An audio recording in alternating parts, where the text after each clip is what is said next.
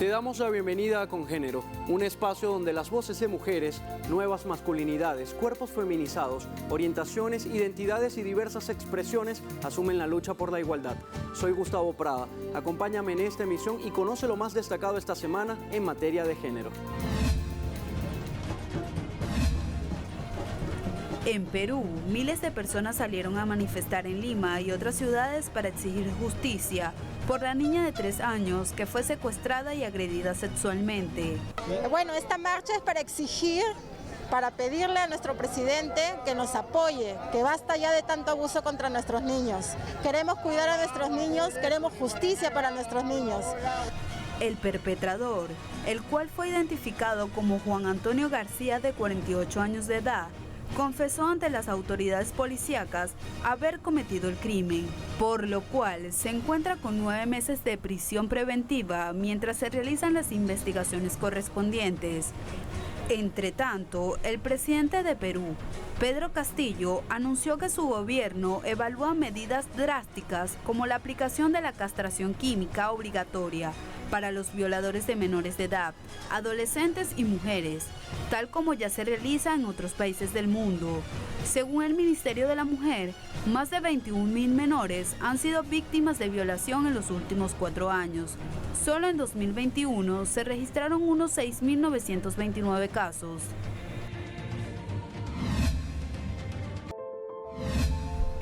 El Departamento de Estado en Estados Unidos anunció que todos los ciudadanos estadounidenses podrán acceder a un pasaporte de género neutro al seleccionar un marcador en sus solicitudes. La nación norteamericana expidió su primer pasaporte de género neutro en el año 2021, tras una demanda por discriminación presentada por un residente intersexual de Colorado que no se identifica como hombre o mujer.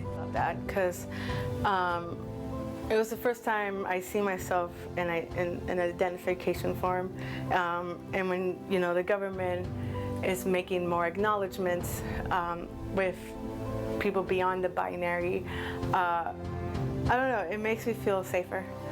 La iniciativa fue aceptada después de que el Departamento de Estado hiciera una amplia consulta con el público, los funcionarios de salud y los países asociados. La muerte de Devani Escobar acapara la atención en los medios nacionales e internacionales. La fotografía en la que aparece sola a la orilla de la carretera a Nuevo Laredo, el día de su desaparición el 9 de abril pasado, se hizo viral en redes sociales. Poco a poco han ido surgiendo datos en las investigaciones a cargo de las autoridades. Nos damos cuenta que ya esta investigación ya toma una situación que lo llevará mediante la Fiscalía de Feminicidios para llevar la investigación con una perspectiva de género. Sin embargo, los padres de la víctima habían denunciado negligencia de la Fiscalía Estatal, cuyo personal realizó una inspección previa en el sitio donde fue localizado el cuerpo sin vida de la joven de 18 años, 13 días después de que nada se supiera sobre su paradero. El fiscal Gustavo y su equipo nos mostraron una serie de evidencias, sobre todo unos videos en los que pues vemos que la señorita Devani entró al inmueble sola y que estuvo unos minutos en el inmueble, pero bueno, esos detalles los va a compartir en su momento la Fiscalía de Feminicidios, quien adopta el caso. Los clamores de justicia en las calles no se hicieron esperar. Colectivas feministas de Nuevo León, al norte del territorio mexicano, se organizaron para denunciar la realidad que vive el Estado, donde han desaparecido 52 mujeres en lo que va de 2022, 41 de los casos en la zona metropolitana de Monterrey, la tercera ciudad más grande en el país. El Estado le falló a una familia que ahora está en dolor y le está fallando a muchas familias más en Nuevo León que en este momento no saben dónde están sus hijas, que no las pueden encontrar, y esto solamente demuestra la ineptitud de la Fiscalía. Pero las protestas se multiplicaron. En la Ciudad de México y otras 9 localidades más, cientos de mujeres exigieron un freno a la violencia de género, que durante los 3 primeros meses del año dejó un saldo de 228 feminicidios. Estoy como todas muy enojada, muy indignada y con mucho miedo de seguir viviendo en un país en donde pasa lo que le pasó a Devani. El gobierno federal se ha comprometido a erradicar la impunidad en los miles de casos que están a la espera de ser esclarecidos. Según las cifras oficiales, en promedio a diario 2 o 3 mujeres son asesinadas. Sin embargo, organizaciones como el Observatorio Nacional Ciudadano de Feminicidio asegura que la cifra puede alcanzar hasta 10 homicidios por razones de género al día. Eduardo Martínez, Telesur, Ciudad de México. Al regreso en nuestro tema en perspectiva, hablaremos sobre el 17º Congreso de la Federación Democrática Internacional de Mujeres, que se inauguró en Caracas con más de 300 delegadas pertenecientes a los 5 continentes. Un encuentro internacional que busca visibilizar y apoyar las luchas más importantes de la humanidad.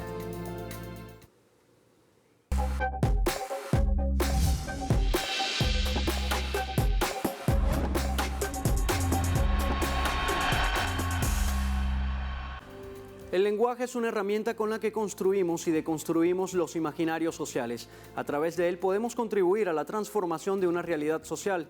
Hoy, en nuestro segmento Lenguante, definiremos la categoría democracia paritaria.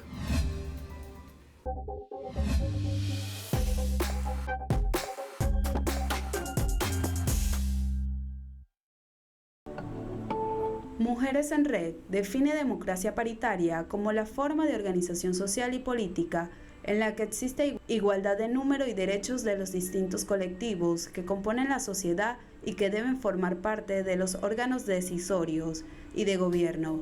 Históricamente, las mujeres han sido apartadas de la participación social y política, ya que no se les ha considerado ciudadanas en pleno derecho. En la actualidad, la mayoría de las democracias adolecen de una escasa presencia de mujeres en los poderes y órganos del Estado, por lo que dicha participación es considerada por determinados colectivos de mujeres un principio fundamental para la consecución de la igualdad entre mujeres y hombres. Bajo el lema Mujeres Unidas contra las Desigualdades y la Violencia, por la paz y la salud del planeta, las militantes de todas las partes del mundo se reunieron en Venezuela durante 6 días para debatir sobre el rol de las mujeres en la lucha por la paz y contra las guerras imperialistas. La agenda feminista internacional también centra su análisis en las consecuencias de la pandemia en la vida de las mujeres de todo el mundo y la defensa de sus derechos humanos.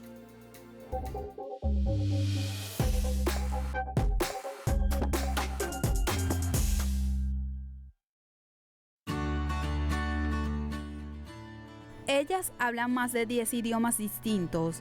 Llegaron de 27 países de los 5 continentes a encontrarse en el 17º Congreso de la Federación Democrática Internacional de Mujeres, bajo el lema Mujeres del Mundo Unidas para Eliminar Desigualdades y Violencia, por la paz y la salud del planeta.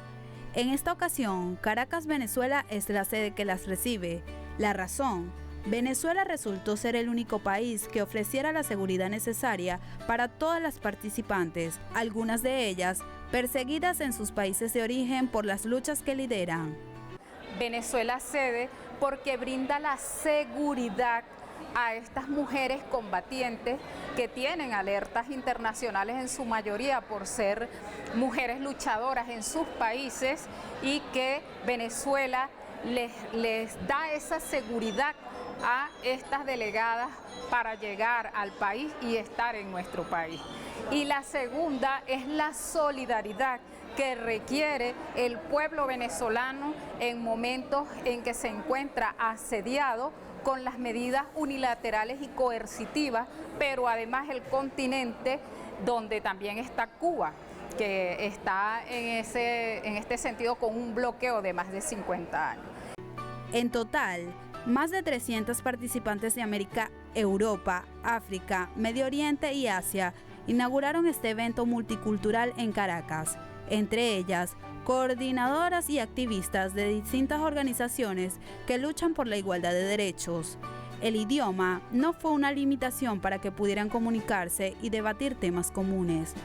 Nosotras luchamos porque tengan igual salario por igual trabajo, derecho a que no les pegue el esposo, derecho a que no las maten, ya sea en la casa o en la calle, derecho a que no les pidan sexo por trabajo, que no haya acoso laboral, derecho a que decidan si se quieren casar o no, que decidan si quieren tener hijos o no. exigimos que tengan derecho a la propiedad de su vivienda, derecho a la tierra, acceso a la tecnología y al crédito. Eso es el feminismo. Entonces yo creo que cuando tú ves la agenda del feminismo, que es de una acción positiva para el desarrollo de las mujeres, al conocerla, yo dudo que haya mujer que se oponga a todo esto que he estado planteando. Diva Guzmán, ministra del Poder Popular para la Mujer y la Igualdad de Género, y otras integrantes del Gabinete Ministerial de Venezuela participaron en la actividad, así como 5 organizaciones feministas venezolanas y lideresas, entre ellas Carolis Pérez, quien formó parte de la organización del Congreso, que debió posponerse 2 años producto de la pandemia. Nosotros por segunda vez somos sede de un congreso de la FEDIN. Y en aquel primer momento, con el comandante Chávez en vida, era la primera ocasión en la que recibíamos un Congreso Mundial de Mujeres. De aquel momento, que fue hace 12 años más o menos para acá, ha transcurrido mucha agua bajo este puente, ¿sabes? El movimiento de mujeres venezolano hoy día es más fuerte, es un movimiento más maduro. El poder popular además nos ha permitido a nosotras asumir roles de vanguardia en el proceso de transformación que estamos impulsando desde la Revolución Bolivariana, ahora en esta etapa con nuestro presidente Nicolás Maduro, y por tanto el poder encontrarnos mujeres de distintas generaciones de la Revolución Bolivariana, con mujeres de larga trayectoria como las que hemos encontrado acá, son más de 200 que provienen de los 5 continentes, nos ha permitido por un lado mostrar cómo venimos avanzando en la Revolución Bolivariana, en la construcción del socialismo feminista, en la construcción de la participación protagónica de la mujer. Durante las mesas de trabajo, delegadas africanas, asiáticas, árabes y vietnamitas tomaron la palabra para denunciar las dificultades que deben afrontar las mujeres en sus países, coincidiendo que el enemigo es el mismo en todas partes, el sistema patriarcal producto del capitalismo. Pero las denuncias y demandas no son la única razón que las reunió. Ellas además plantearon temas relacionados con las victorias y los desafíos para alcanzar el equilibrio de derechos en todos los ámbitos de la vida social, económica y política. Este congreso ustedes lo han podido, yo creo que percibir, vivir la voluntad de todas las mujeres en el mundo, de la unidad de todas las mujeres en el mundo para enfrentar ese neoliberalismo, ese imperialismo brutal que realmente las mujeres, las niñas y los niños somos los que más lo sentimos. Las mujeres árabes manifestaron sus necesidades políticas y destacaron que sus demandas son tan básicas como el derecho a la vida y el derecho a la autonomía de sus territorios. Entre ellas, desde el Líbano se elevó la voz para denunciar el apartheid del que es víctima el pueblo palestino, principalmente las mujeres. Sabe que la causa palestina afecta al pueblo palestino y al pueblo libanés en primer lugar en todo el mundo árabe. Todos están afectados, pero nosotros como tal, primero nuestro país es el país que más guerras ha tenido que enfrentar, guerras israelíes, sionistas apoyadas por Estados Unidos y financiadas por Estados Unidos. Entre todos los países árabes, el país que más agresiones militares ha tenido y guerras como tal, guerra devastadora de tierra arrasada, de dejar de existir ciudades incluso. Pues además de esto, cuando sucede la Nakba, que es la usurpación de Palestina, las bandas sionistas obligaron al pueblo palestino en varias áreas de Palestina al éxodo bajo las bayonetas y las masacres que se han cometido en esos pueblos. ¿A dónde fueron esos palestinos? Principalmente al Líbano. Donde más refugiados palestinos hay en la diáspora es en el Líbano. Y por lo tanto el Líbano, que es un país pequeño, sin recursos, no tiene recursos naturales, vive del servicio, y un país que sufre un régimen confesionalista, sectario. Desde África, las mujeres de Angola también trajeron su experiencia y solicitaron la solidaridad del mundo ante el saqueo de sus recursos por parte de países depredadores.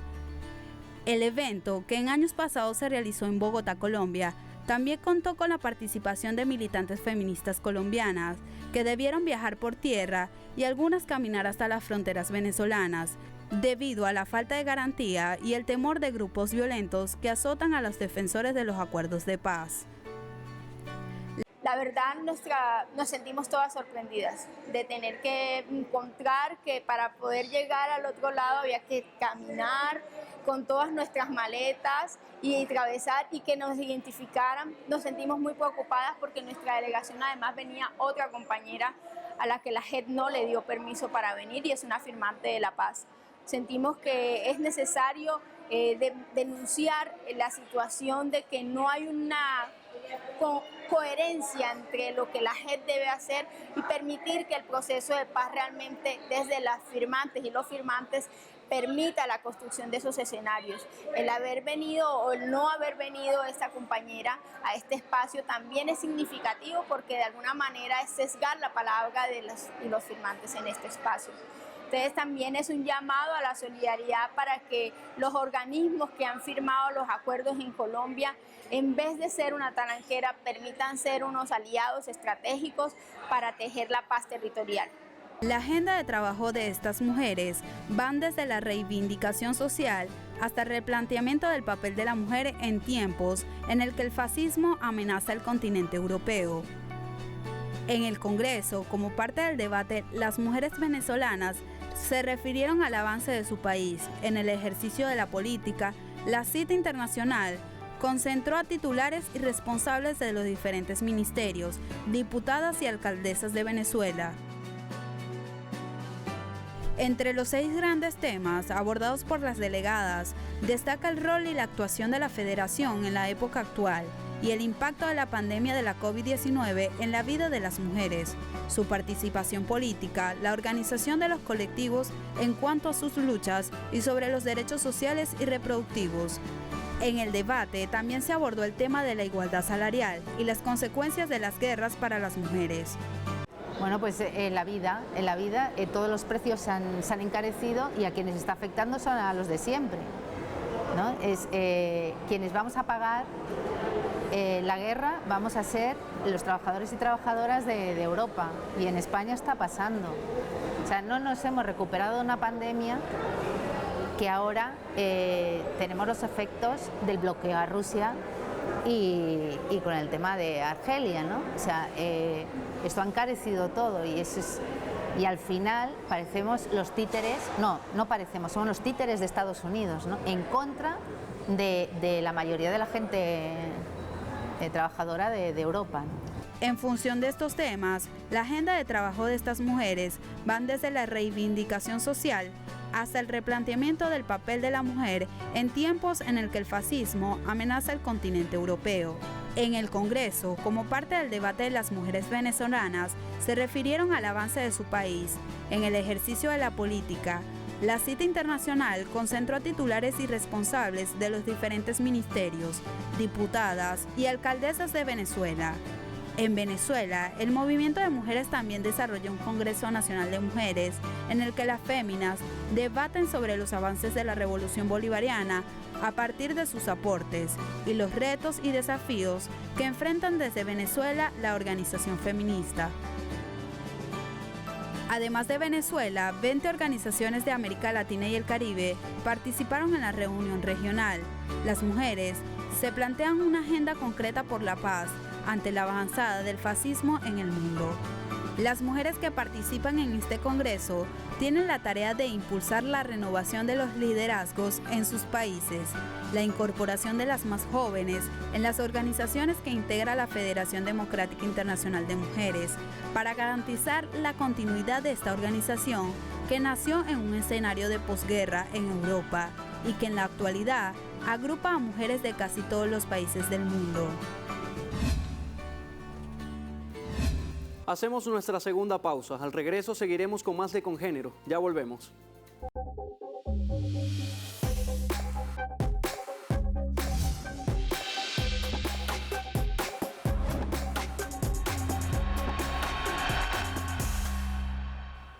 Estamos de vuelta en Congénero con nuestro segmento Batallas por la Equidad.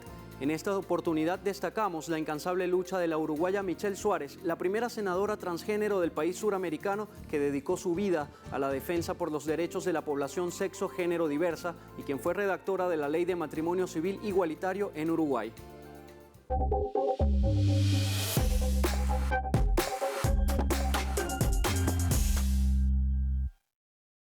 La militancia del colectivo LGBTIQ+ de Uruguay ha contado con figuras referentes en las luchas por los derechos sociales y políticos de estas minorías.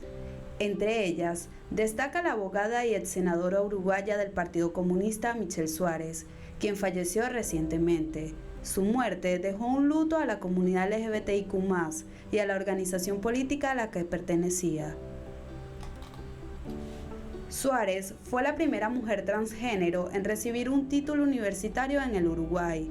Se desempeñó como activista social e integrante del colectivo por la defensa de los derechos de la comunidad LGBTIQ+, Ovejas Negras, y desde su doble rol de abogada y activista, fue una de las redactoras del proyecto de la Ley de Matrimonio Igualitario, aprobada en el país en abril de 2013.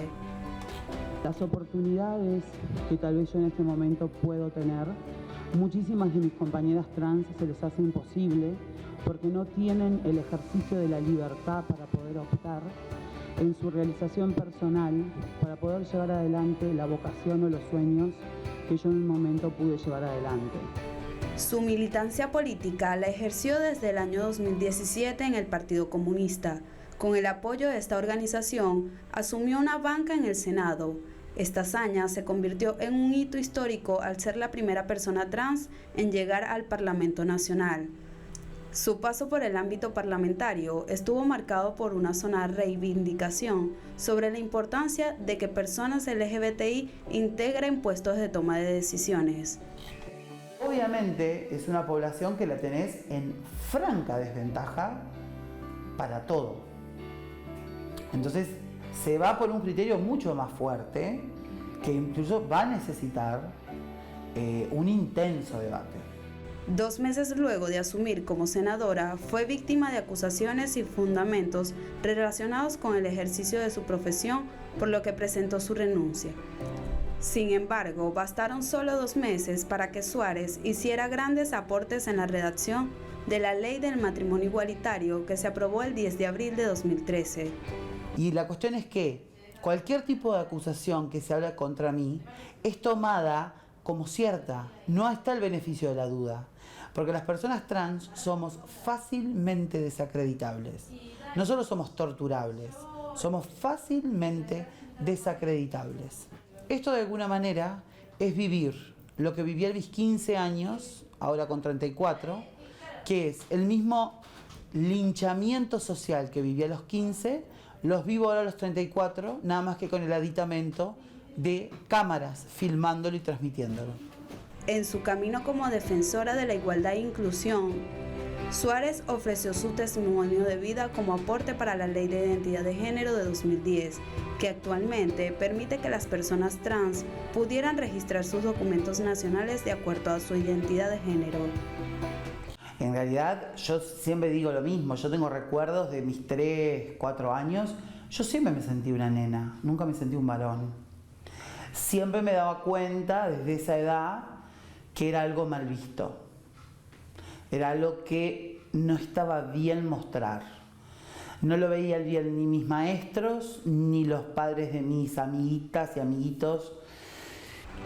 Michelle Suárez es referente en la región latinoamericana por sus significativos aportes como defensora de los derechos de las personas LGBTI en Uruguay y su militancia internacionalista por la equidad y la igualdad de género.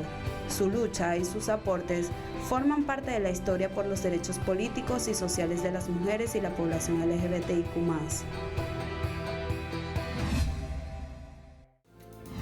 Con esta información cultural nos despedimos. Recuerda que en nuestra página web www.telesurtv.net puedes ver esta y otras emisiones, así como en nuestro canal de YouTube Congénero Telesur. Gracias por acompañarnos, te dejamos con buena música. Nos vemos en una próxima entrega de Congénero.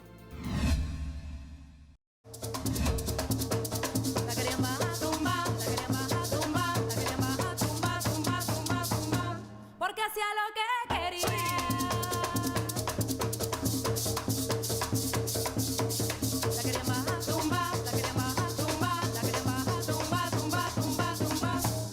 salía de noche por